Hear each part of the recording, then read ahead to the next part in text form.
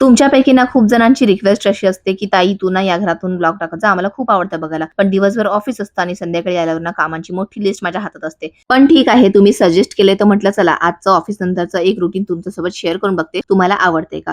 तर ऑफिसवरनं आले आणि सर्वात आधी ना कपडे चेंज केले आणि त्याच्यानंतर ना कपडे धुवायला घेतले कारण भरपूर कपडे होते. त्यानंतर घरात येऊन बघितलं ना, तर इथे मस्त यांचा आराम चाललाय आणि मला बघून बोलतात, "तुला काय मदत हवी का माझी?" आणि यावर ना मी काय उत्तर देऊ मला अजिबात कळत नव्हतं. त्यांना म्हटलं, "तुम्ही मस्त आराम करा, मी करते कामं." बायकांच्या जातीला ना कधी आराम मिळणार आहे ना काय माहिती. असो, तर ना मी लगेच पुढचे कामं करायला घेतले. कपडे धुतले होते, ते कपडे सुकवून घेतले आणि त्याच्यानंतर लगेच मी किचनकडे आले जेवण बनवायला. आता सगळ्यात मोठा प्रश्न ना काय जेवण बनवायचं या गोष्टीचा तर मला लय कंटाळा येतो. पण मग मी आज विचार केला, की आज ना मी माझ्या आवडीचं जेवण बनवणार. मला खूप दिवसापासून ना शेंगदाण्याचं बेसन खायचं होतं, जे मी खाल्लं नव्हतं. म्हटलं चला आज तेच बनवते.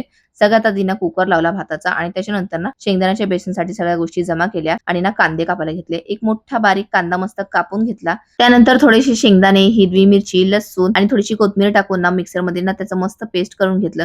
त्यानंतर फोडणीसाठी ना तेलामध्ये हिंग टाकलं, जिरं टाकलं, कांदा आणि कढीपत्ता टाकून ना चांगला कांदा लाल करून घेतला. त्याच्यानंतर हळद, मीठ टाकून पेस्ट टाकून ना मस्त बेसन असं रेडी करून घेतलं आणि बेसन ना खूप टेस्टी झालं होतं. त्यानंतर ना थोडंसं पीठ मळून घेतलं आणि चपात्या बनवून घेतल्या कारण चपात्या ना आमच्या घरात कंपल्सरी आहे लागतातच. म्हणून थोड्याशा चपात्या करून घेतल्या आणि त्याच्यानंतर ना किचनमधली सगळी कामं आवरली आणि त्याच्यानंतर ना मी फ्री झाले. थोडंसं फ्रेश झाले, माझ्या रूममध्ये आले आणि आता माझी जी छोटी-छोटी कामं होती ना, ती सगळी छोटी कामं करून घेतली. त्यानंतर ना सगळे घरात आले होते म्हणून मग आम्ही ना जेवायला बसलो. जेवण झाल्यावर ना हे मला बोलले, की "बाहेर ये, थोडंसं ना आपण राउंड मारूया." मग काय राउंड मारता ना थोडंसं गप्पा-टप्पा करत बसलो होतो आणि आता ना मी हा व्लॉग इथेच एंड करते.